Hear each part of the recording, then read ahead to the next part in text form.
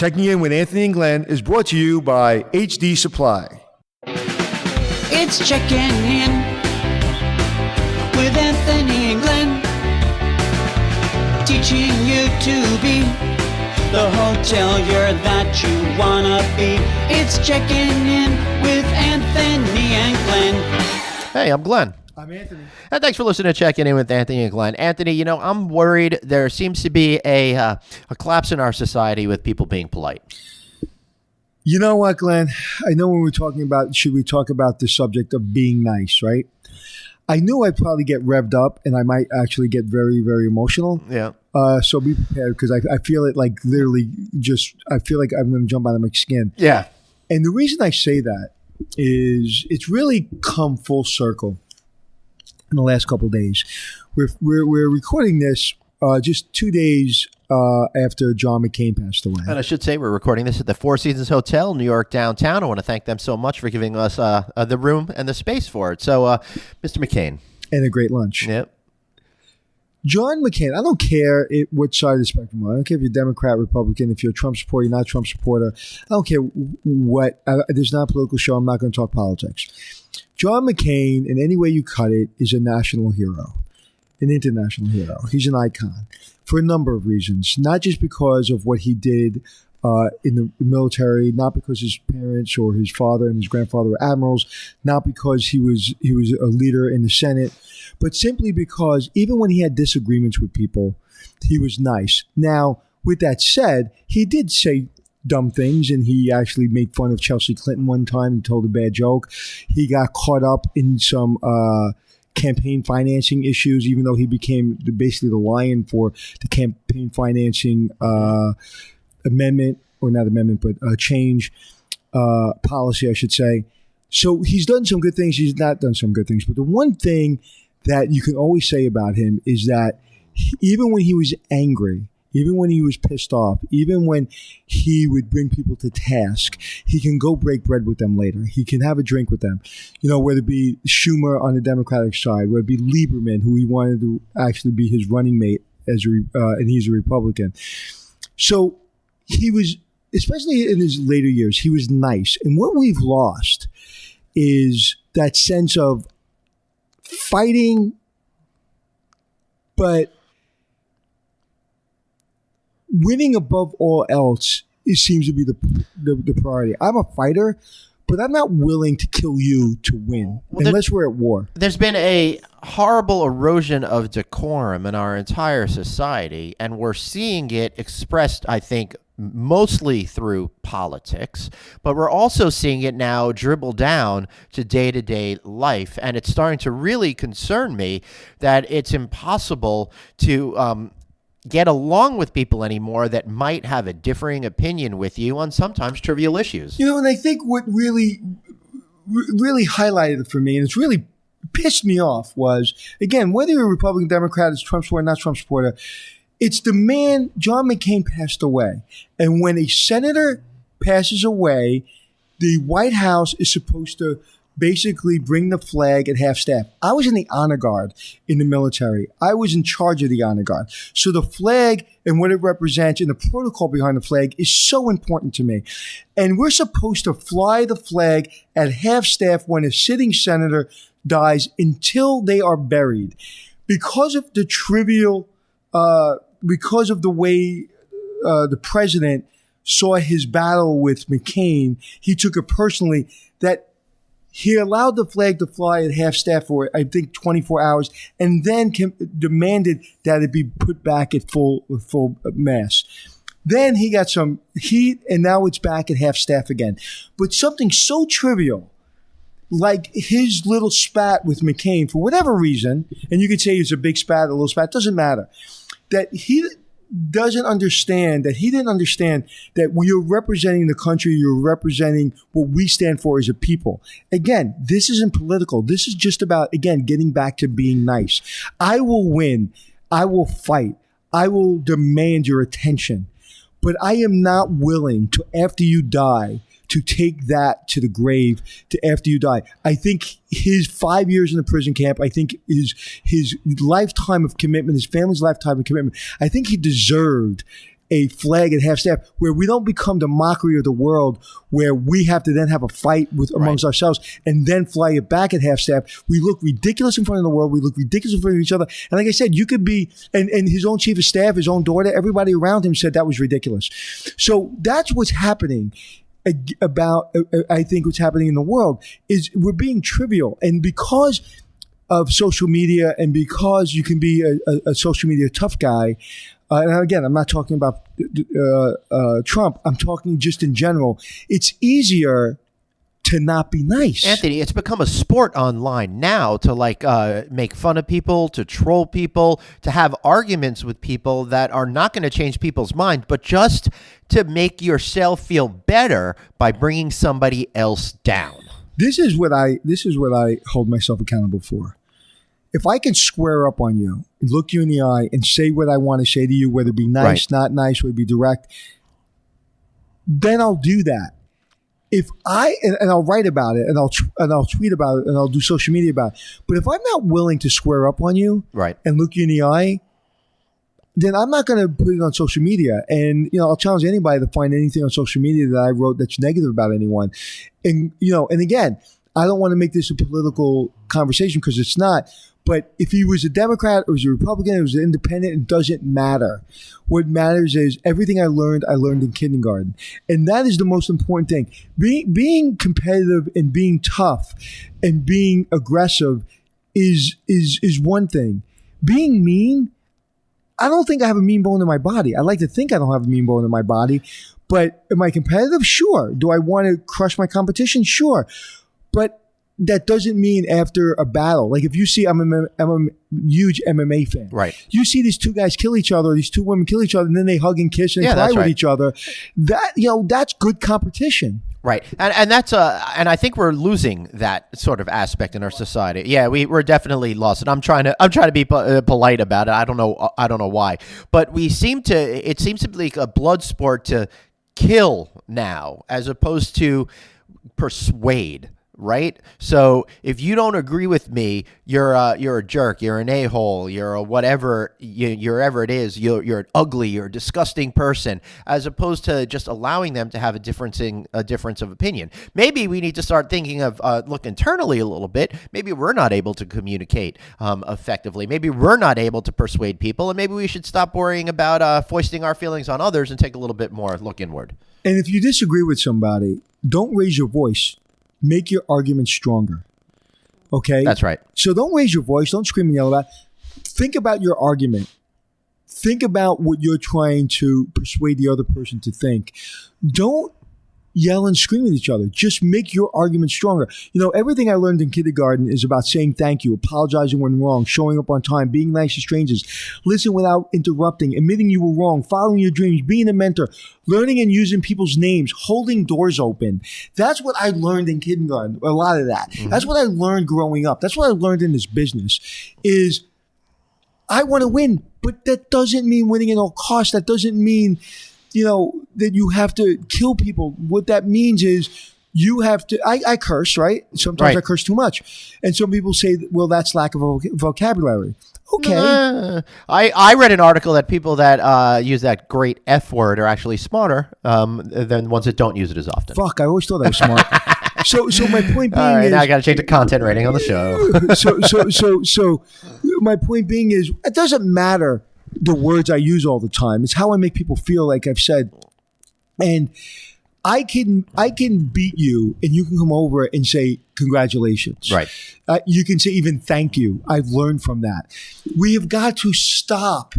First of all, we got to stop admiring people that don't deserve our admiration because they're on social media and because they do things that are outrageous. We've got to learn who we are. And the most important thing that we are as humans is that we're all in it together. And the number one priority, even if I disagree with you, even if we're at different backgrounds, even if we're at different economic standing, the number one priority is to be nice. One of the things I say, I'm known as, I'm a pretty good tipper, right? So my friend Mark makes fun of me all the time. He's like, what, are we going to pay 90% today of the bill? No. But these people are working really, really hard. And what does it take for me if I can afford to give them an extra $3 or $4 or $5 on a tip? That to me is being nice. Even if it's not the great service. I've never given less than 20%, even with bad service. That's just me. That's my way of maybe putting it out in the world to be nice. You know, when somebody opens a door for me, I say thank you. I'm not always perfect. I don't wish everybody on Facebook a happy birthday like my friend Glenn does. but you know, that is the number one rule of success. If you look, they say nice guys finish last or nice girls finish last. No, that's not true. Okay, if you look at The Rock in Hollywood, he's the number one guy in Hollywood right now. You look at Ron Howard. There's not one person I met in this business that ever said a bad thing about Ron Howard. Nice guys don't finish last. You can be nice and still finish first. It depends on what you want your reputation to be when you die. Yeah, that's absolutely true. I find I'm one of those people that say thank you all the time. The waiter gives you a little bit more water. Thank you. You know, it just comes off my tongue. I can't imagine not being that way, and I don't see a lot of other people doing that. Now, it doesn't mean you're a bad person if you don't do that. Maybe I'm taking a little over the top with as often as I say it, but it gives me a little bit more insight into how the universe works. Well, you know, and I think, you know, to draw some kind of lesson out of this is being nice doesn't mean being weak. I always say don't take my kindness for weakness, because that'll be a long day for you. So being nice doesn't mean being weak. So if you want a promotion, right? You know, you're a nice person. You're just such a nice person, and I don't know how to ask for promotion. Read a book about it. Right. You know, ask your parents, ask a friend. There's a way to ask for promotion without being an asshole. That's right. But I think people are confusing being nice with being weak-willed and being fearful of rejection, which is a whole other issue. All right, Anthony, I want to talk a little bit about why we think we got into this place and how that worked. But first, we need to take a quick commercial break. So let me throw it to the sponsor, and we'll be right back after this.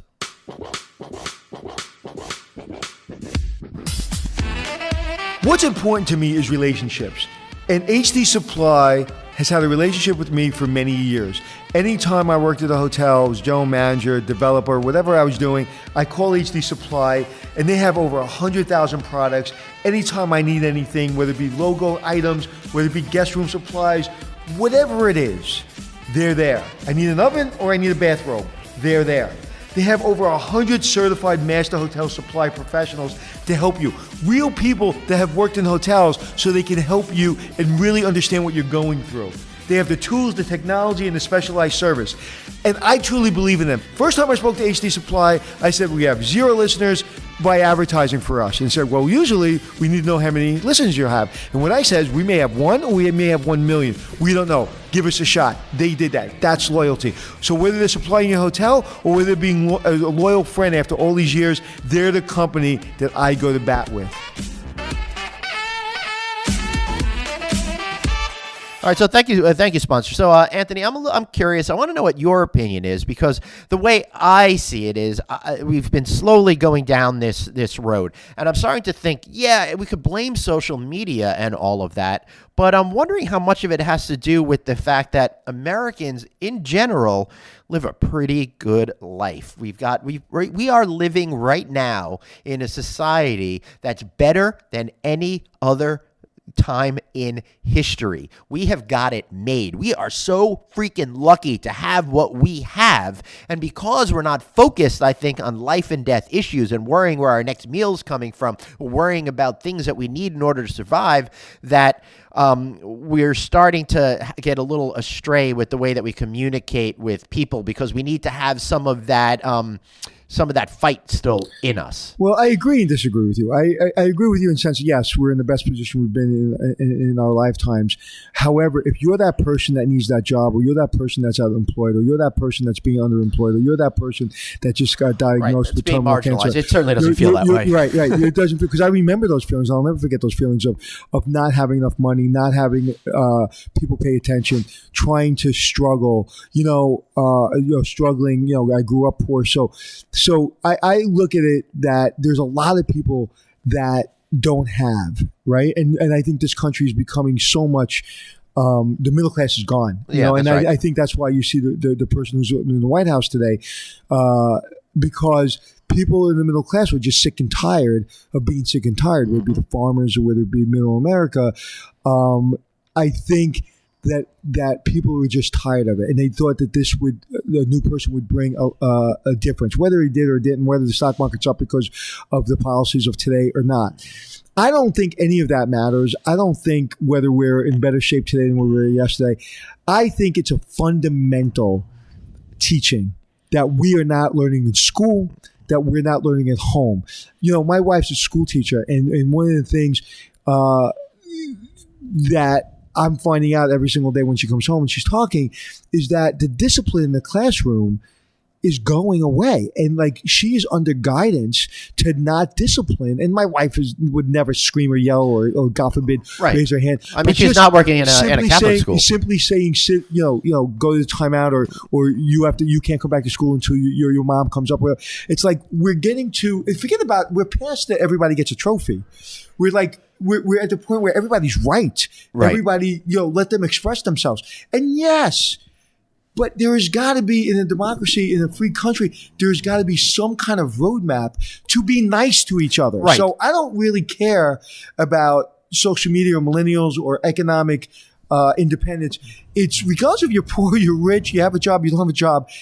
It doesn't matter. There's nothing stopping you from getting off the bus, turning to the bus driver and saying thank you. Right. And let me tell you something, Anthony. I find, and I think this is just a law of the universe. What you put out there comes back at you. And I'm finding that so many people are angry and frustrated and just freaking pissed off about what's going on in the world right now that they approach everything in their life with that attitude. And the more negativity they put out there, the more that it gets pushed right back at them. And that creates a vicious cycle of negativity. We need to find a way to break it. And the best way for you all out there to break it, again, be nice. If you send out good vibes to people, if you smile at people, if you hold doors open for people, if you're polite to people, all of that comes back at you, and the world suddenly changes. And sometimes it doesn't. And sometimes people are mean, and sometimes people aren't nice to you. Yeah. Who cares? It doesn't matter.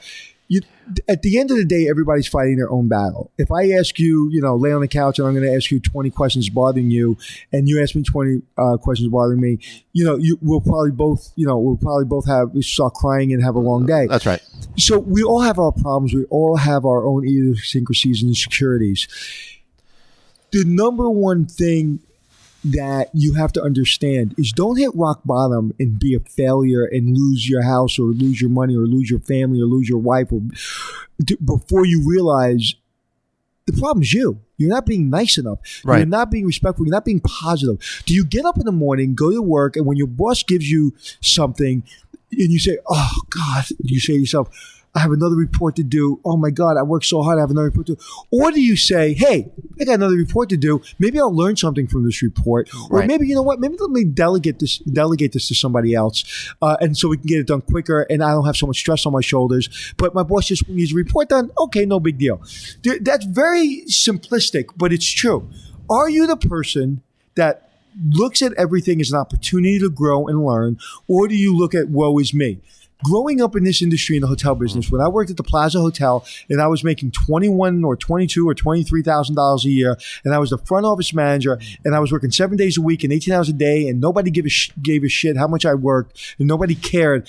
I could have looked at everything as they keep giving me things. They're giving me more responsibility, and that I'm not getting paid for it.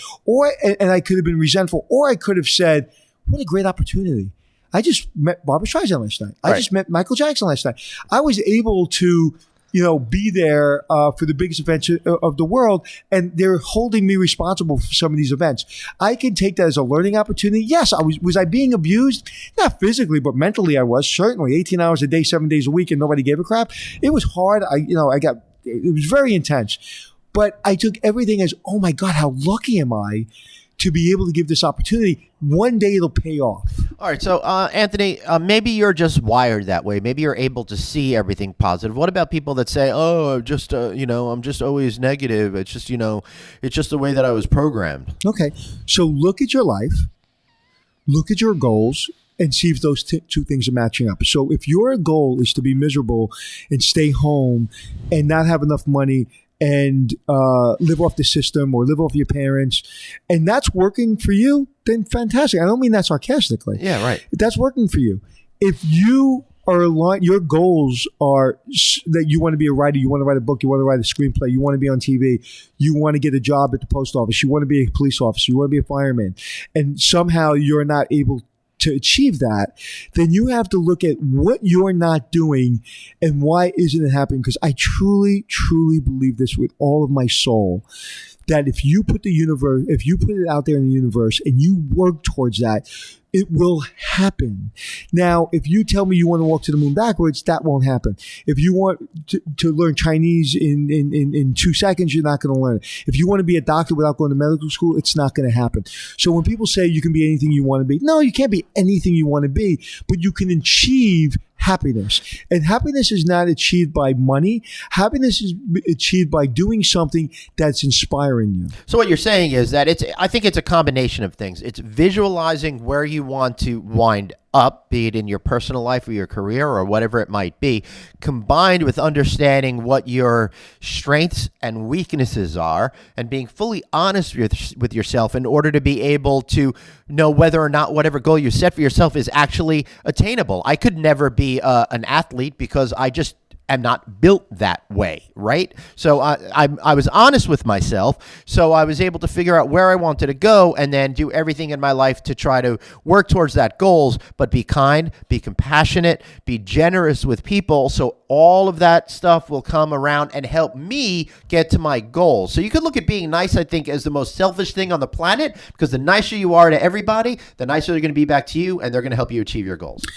The gentleman that owned 11 Madison, or what's the name of the restaurant? Danny Meyer?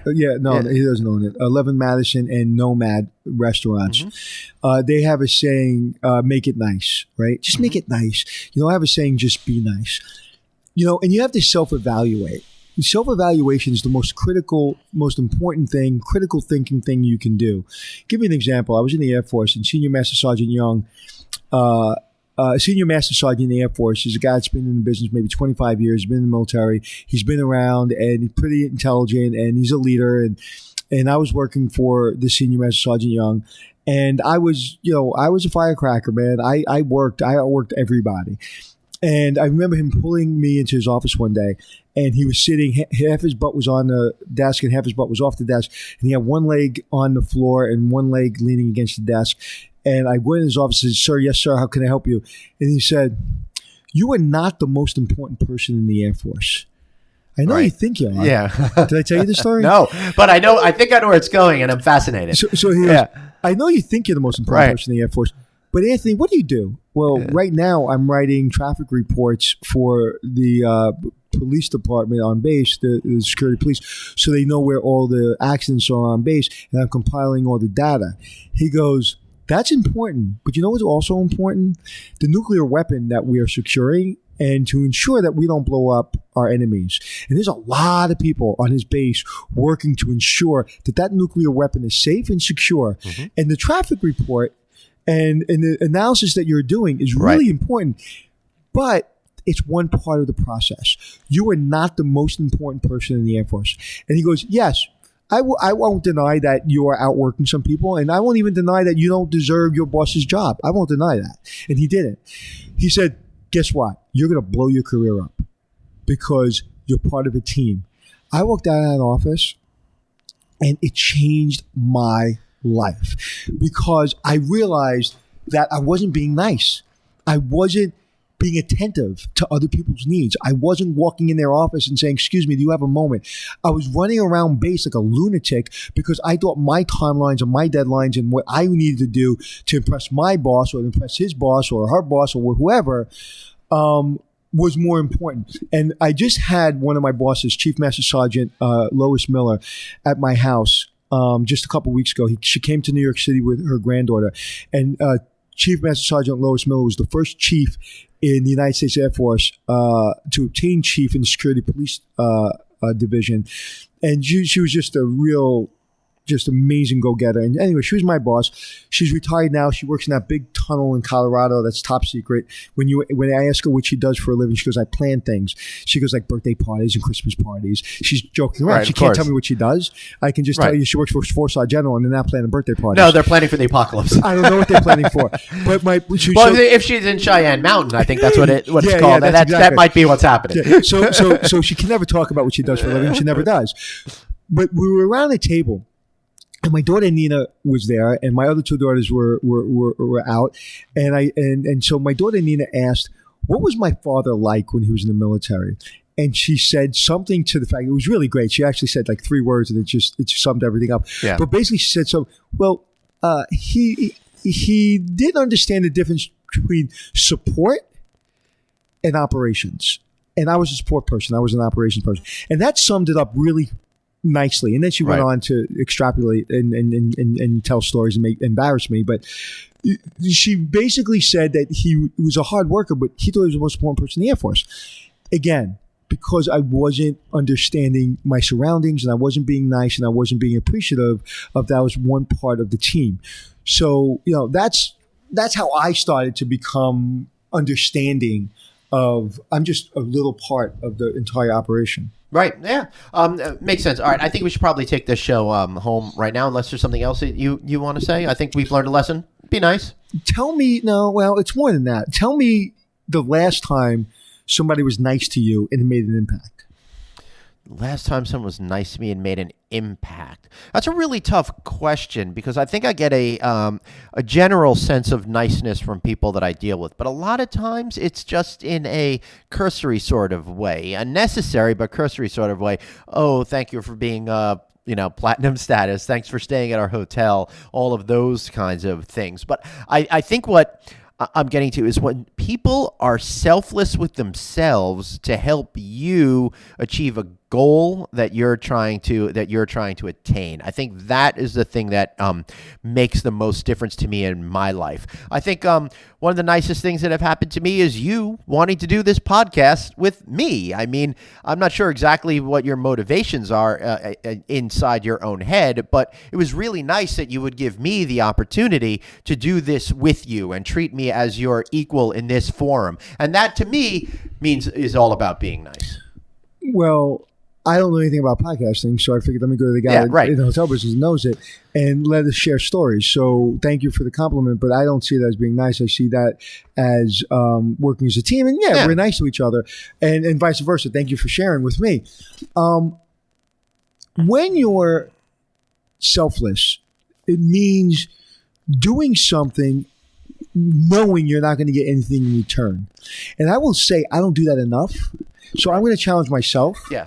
Today to do something that nobody knows about and not expect anything in return. That's really about what's being nice. So I instead of talking about the millennials, instead of talking about the world is going to hell in a handbasket, and instead of turning on the news and blaming everyone for your problems, do something nice for somebody today that you'll not get anything in return. Right. And that is really what we can start changing the world and changing our environment and changing our mindset when we just isolate ourselves in our own little heads and say, you know what?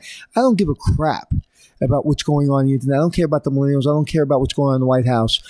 Barbara Bush said, don't worry about what's happening in my White House. Don't worry about what's happening in my house. Worry about what's happening in your house. Right. And it's true. So I'll challenge you in saying, do something nice for each other because it really starts with us. And one of the reasons I really love the hospitality business and I love the hotel business is because we really get on a daily basis to do things for people that maybe they don't expect, maybe they do expect, and really challenge ourselves to make other people feel satisfied and happy. Right. Yeah, I think that makes sense. Just yesterday, I was talking to somebody, and I was doing something for them, and I didn't have to, but I felt that they needed some assistance. They asked me, what am I going to do? Say no? And at the end of the conversation, this person is like, It's so nice of you to take all of this time out of your day. I know how busy you are. I'm like, no, I'm never too busy to help somebody. And I said, honestly, the more positive energy we put out into the universe, again, the more of it's going to come back to us. So I know that I'm going to help you today, but sometime someone in the future is going to help me. And that's what it's all about. Right. And one of the things I will suggest to those people who are saying the world has come to an end and, we forgot our manners and everybody's screaming at each other. Shut off the news. Just shut it off, man. Put on something that you enjoy. Pick up a book. I've learned myself that I've had to shut off the world and the news and the news feed.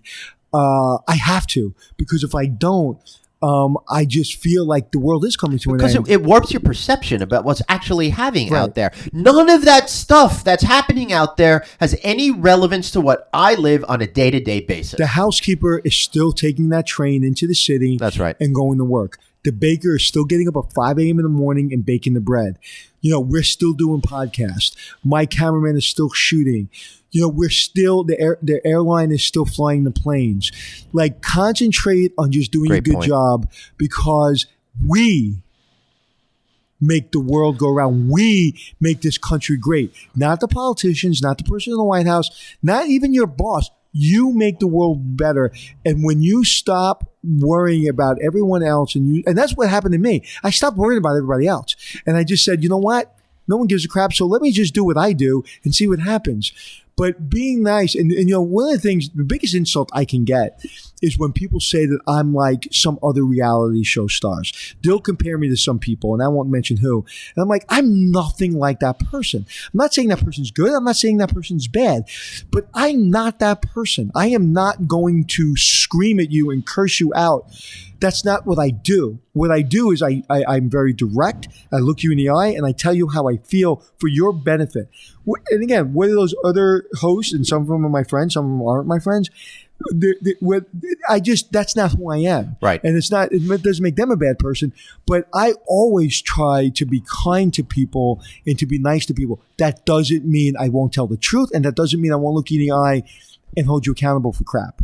But there's no reason why I can't say please and thank you for the opportunity for letting me come in with the cameras and put a microscope on your business to try to help you. I truly appreciate that. That doesn't mean on camera I'm not going to say, get your head out of your ass. We got to get to work.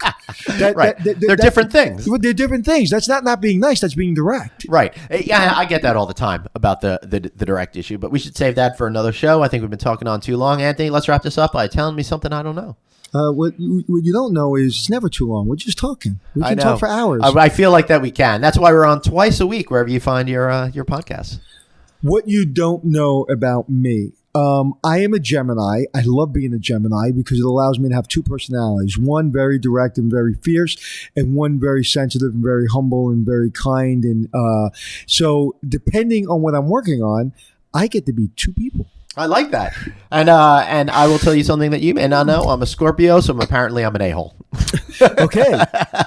That sums it up, and that's about right. Yeah, I think so. All right, so if we've accomplished nothing else. Right, because I can't end it like that, because that wouldn't be nice. I was about to say, if we've accomplished nothing else, we've said, I guess we're full of shit.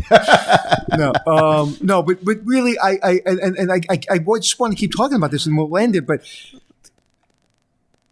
being nice, like if you look at Mr. Rogers on TV, right?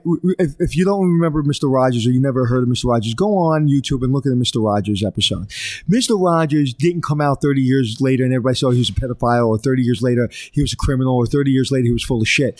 Mr. Rogers was what Mr. Rogers portrayed on TV, and he was a kind, gentle soul. He would talk to you every day when you came home from school.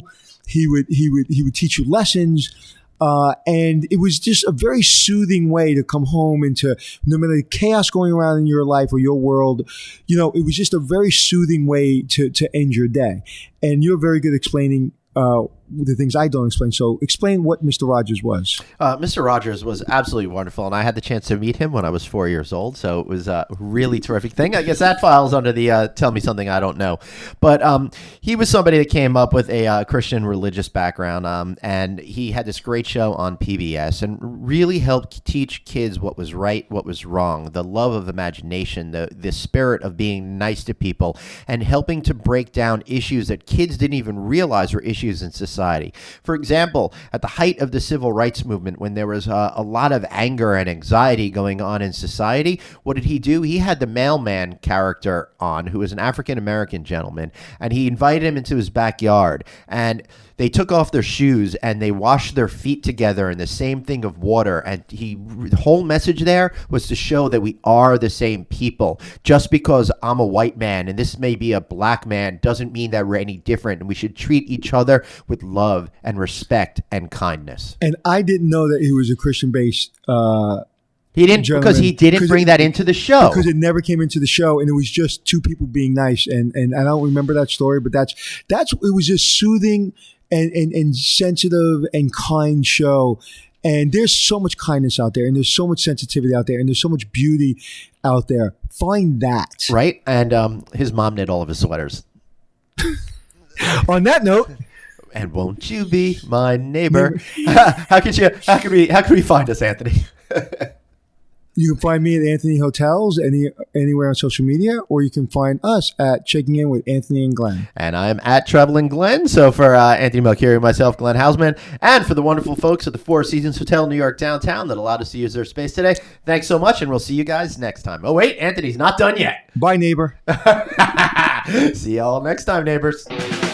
It's Checking In with Anthony and Glenn, teaching you to be the hotelier that you wanna be. It's Checking In with Anthony and Glenn.